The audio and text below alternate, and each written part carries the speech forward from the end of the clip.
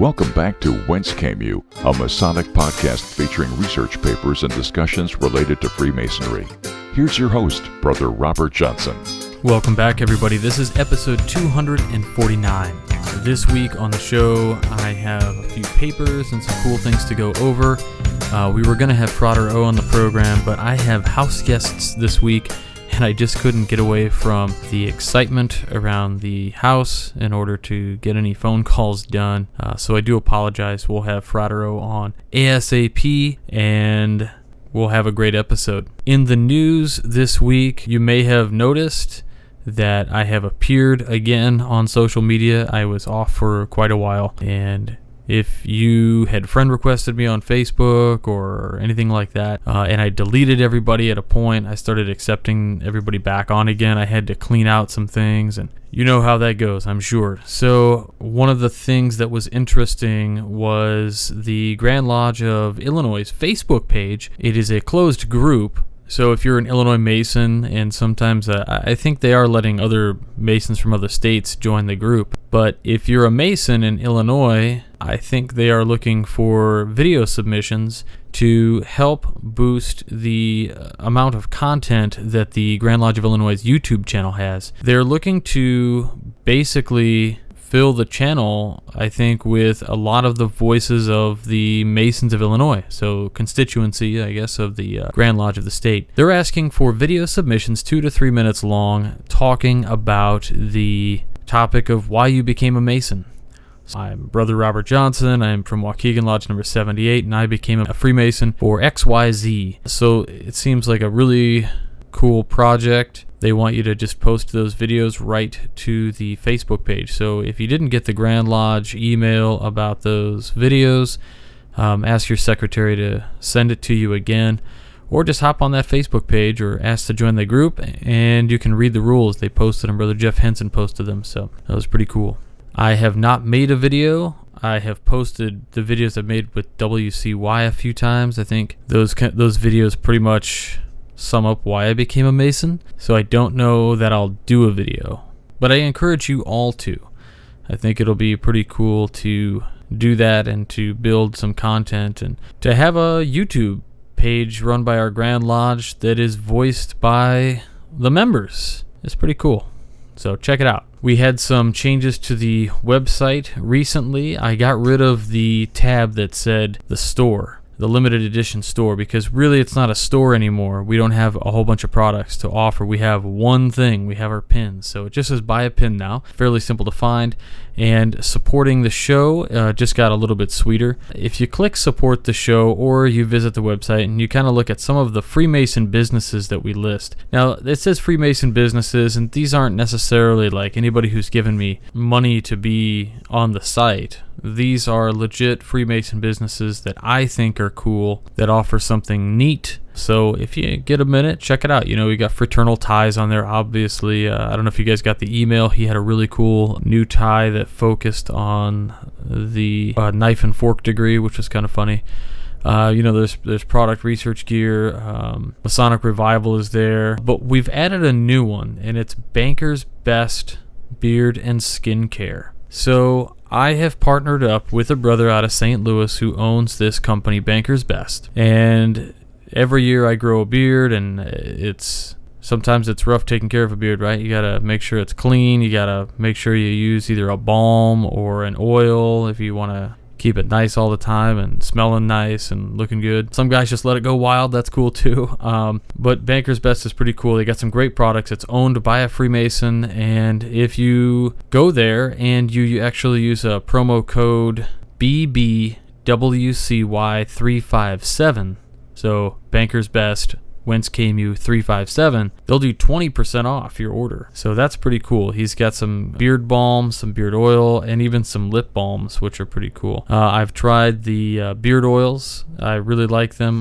My favorite is the Southampton. I think it just smells nice. But here's the cool part. We're kind of working on a secret project that'll be an exclusive to Banker's Best. It is going to be really neat. So if you might be able to figure out what we're doing, but it's going to be cool when it comes out. and we'll announce all the details. But until then, you can just go ahead and shop there and use that coupon code for 20% off, and he'll support the show with a little bit coming back to us. So that's really cool of them. Before we get into the first paper, I do really quickly want to mention my schedule. The speaking schedule is coming up here. We've got June 25th, not the 26th as it says on the site. I'm going to have to update it. There was a conflict for the Sunday. So June 25th, tickets I think are $25, and we're going to be in Crete, Illinois at the St. John's Day Masonic Education Symposium. And speakers that day are going to be Joseph Wages from the Bavarian Illuminati book, Secret School of Wisdom.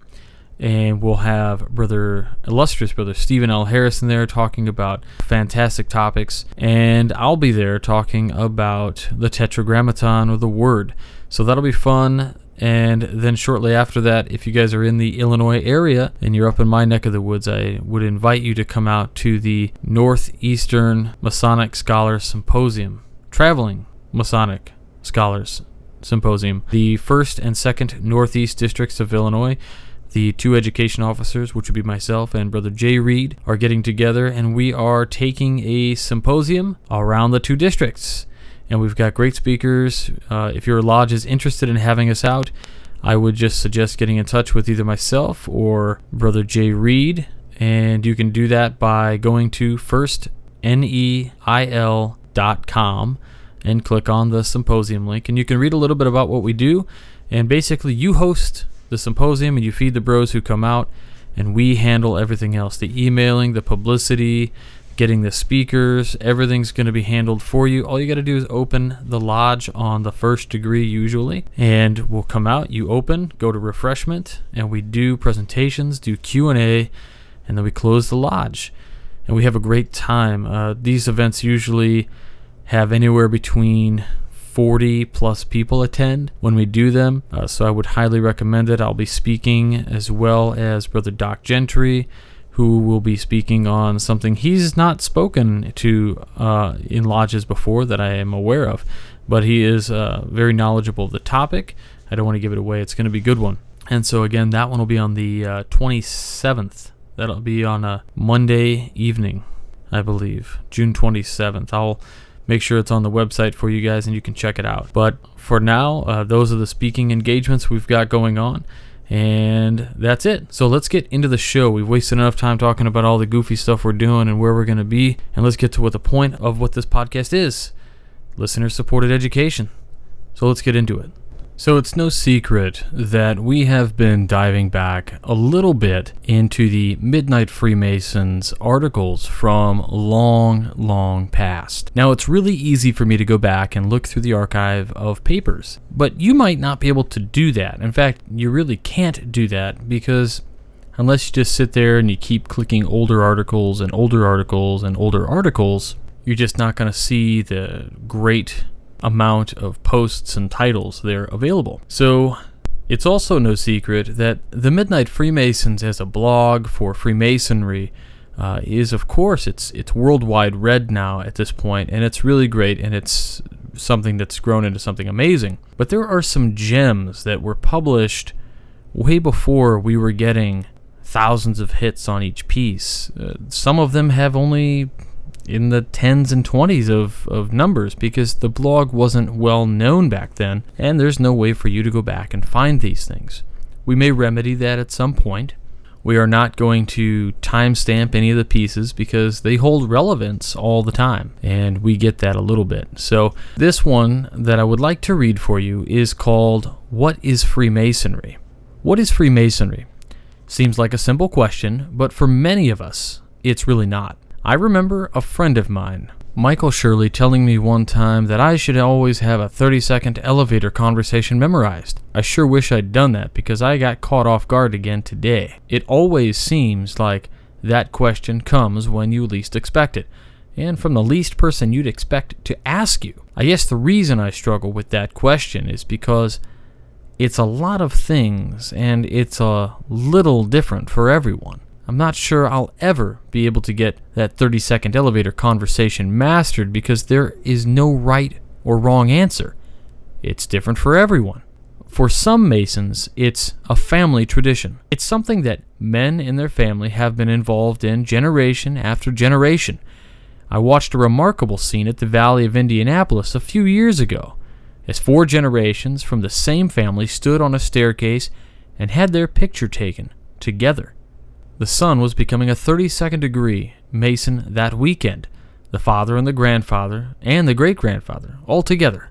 For others, it's the promise the fraternity makes to, quote-unquote, make good men better. There is, without a question, a very strong self-improvement aspect to the fraternity. It's one of the few places where character is not only important, but it's taught. It's part of our tradition, and being a man of character is a requirement for membership. Some seek that out when they join, and for others, we find that becoming a better man is the natural result of spending time with men of impeccable character. As I've learned, character can rub off upon repeated exposure. For some men, Freemasonry provides an opportunity to give, and the ability to do that in our fraternity is endless. Our lodges, our blue lodges, help build the communities therein. They support all kinds of worthy causes, from Little League and Scouts, boys and girls, to community improvement projects. Many help with individual needs of members in the community. I talked to a Tyler in a lodge a couple of years ago, and he said he had the keys to 12 post office boxes in his town. And every day, he picked up the mail for the senior citizens in the town that had trouble getting out, most of whom weren't Masons, and delivered their mail to them. Then there is the Scottish Rite with their learning centers for dyslexic children, and the Shriners Hospitals, and the Knights Templar Eye Foundation, and the list goes on and on. And there's also the social aspect. There's the opportunity to make new friends where you'd never expect to find them. We all share the same thing in common. We're all Master Masons. It's a place where age, experience, race, religion, educational background, and social status doesn't matter. I visited the Valley of Bloomington, Illinois several years ago, and a big group of Masons was sitting at a round table enjoying coffee and donuts. Nobody thought twice about sitting down at the table of men they didn't know because they were all Masons. We're all friends. There were about 10 of us. We were visiting and laughing for a long time, and I got curious about who all these guys were that had been enjoying each other's company. At that big table, we had a judge, a farmer, a bartender, a mechanic, an accountant, an electrician, an attorney, a politician, and a high school biology teacher. And now you know what? Even after we found out, it didn't matter. And these are just a few of the benefits of being a Mason. I watched tonight as a newly initiated Mason stood on the northeast corner for the first time. Afterwards, the Master Mason that most recently stood on that same corner offered up some advice for the newly initiated. Quote, "You get out of it what you put into it." End quote. I got the same advice a few years ago, probably from the same Master Mason he got it from. But in my experience, I've learned that advice is wrong. You can never put into it what you get out of it. It's impossible. Where else on earth can you spend a couple of hours on a Tuesday night and get a week's worth of inspiration? I'm going to work on the 30-second elevator conversation that answers the question, what is Freemasonry? And when I get it, I'm going to post it here. But I wouldn't hold your breath, because Freemasonry is simply what you make it. Todd E. Creason. So there you have that. Another great piece by Todd Creason back in the early days. It's inspirational.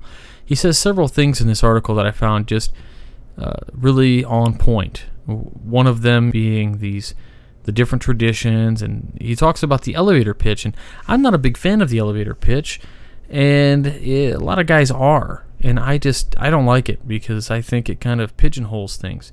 I usually keep it to something like, somebody says, well, what do you guys do? And I say, we change the world, because we really do. And he's very much on point when he says that Masonry is different things to a great many different people. For me, Freemasonry is a philosophical, esoteric society, which hopefully is doing the work. To me, it is not a social club, yet it is a social club to a great many men, and I don't think less of those men. So I find that really refreshing that we've got something that is so many different things to so many different people, and it's still all pretty much correct. Next, I wanted to talk to you all a little bit about illustrious brother Stephen L. Harrison's Masonic Minute segments. Now, no, we don't have a segment for this week. Now, that'll be next week, most likely. However, the topic of making those videos available and as audio segments available for download is something that many of you have asked about. In fact, one person recently wrote in that they felt that they would really enjoy the ability to have these and play them at their lodge meetings. And some of those lodge meetings don't have Wi-Fi. So how can you get those videos and watch them or listen to them? So we will undertake some brainstorming, and we will think of a way to offer them so that you can download them. If there is an ability to, I guess I can just do a checkbox and have that ability there so that you guys can download it, and we can maybe put it as Creative Commons or something toward the like there. We'd have to talk to Stephen Harrison about. And that's it this week. I just want to say, we did have a shorter episode this week, and that's because it's Father's Day. So we are spending a little bit of time with our families this weekend.